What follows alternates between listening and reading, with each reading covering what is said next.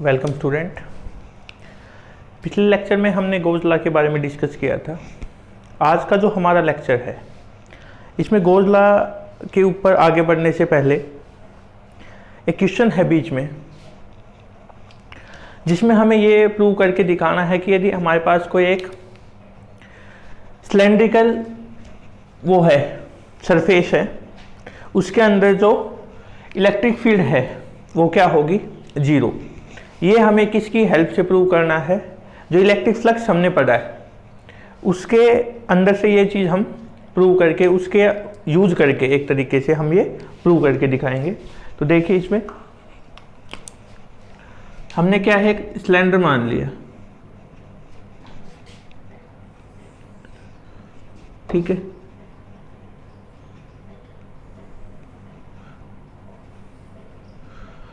सीधी सी बात है, तीन सरफेस होंगे, दो ये फ्लैट सरफेस, एक कौन सा होगा हमारे पास, ये जो कर्व्ड वाला है। ये हमने ये पढ़ा है इलेक्ट्रिक फ्लक्स के अंदर कि इनकी डायरेक्शन क्या होगी, आउटवर्ड होगी। तो ये हमने क्या मान लिया, S1, ये क्या मान लिया, S2, और ये कौन सा हो गया हमारे पास, S3, जिसके अंदर ये कंप्लीट जो कर्व है वो आएगा। और यदि हम बात करें इलेक्ट्रिक फील्ड की, तो वो इसके अंदर से इस डायरेक्शन में पास हो रही है, ठीक है। ये हमारे पास अवेलेबल है। और यदि अब हम बात करें, इनका हमने स्मॉल पोर्शन कंसिडर कर रखा है, क्या मान रखा है, यहां से इसको हटा दो भाई,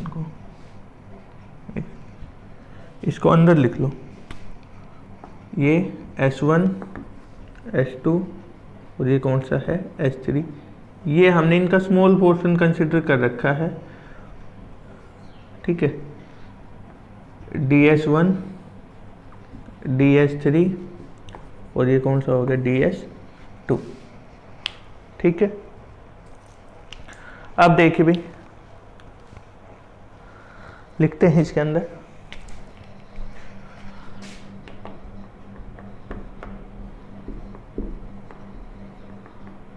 let us consider an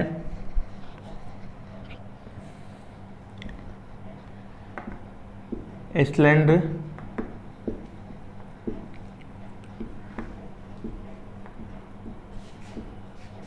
through which a uniform electric field is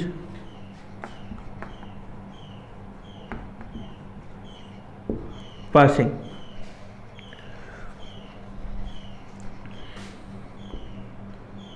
Let S1, S2 are the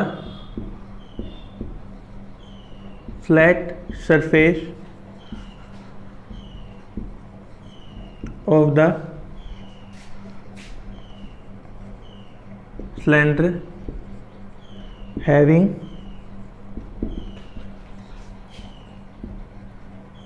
small element DS1, DS2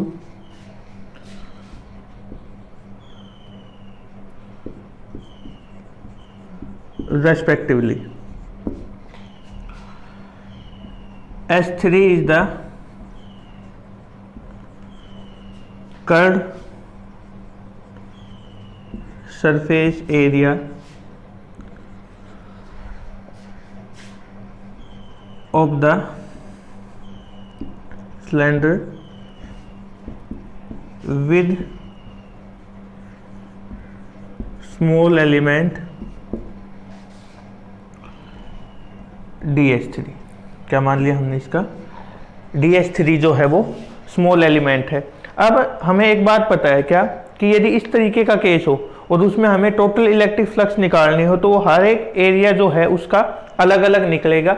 बाद में लास्ट में हम उनका क्या करेंगे, समेशन यूज करके, या फिर आप ये कहो कि हम वैसे टोटल सम कर देंगे, वो वैल्यू हमारे पास किसकी आ जाएगी भाई, जो टोटल इलेक्ट्रिक फ्लक्स है उसकी हमारे पास वैल्यू होगी इसके अंदर।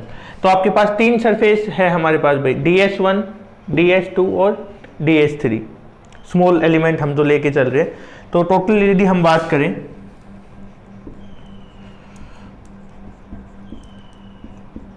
Total electric flux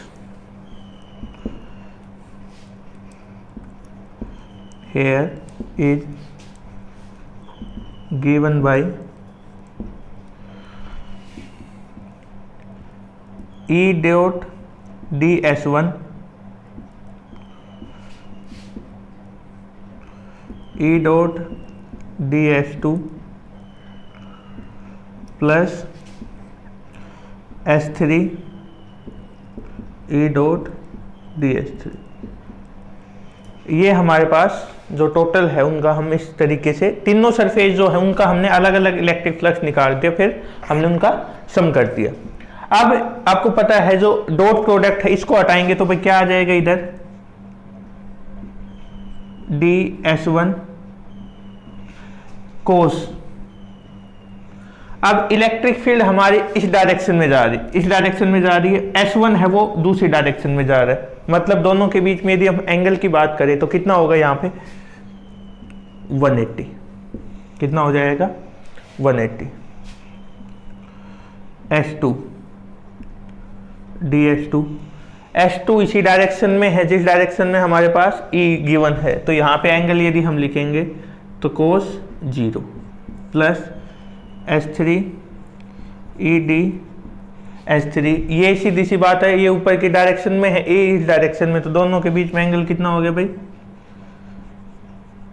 90। यहां तक आप आराम से इसको सोल्व कर सकते हो, ठीक है। अब देखिए इसमें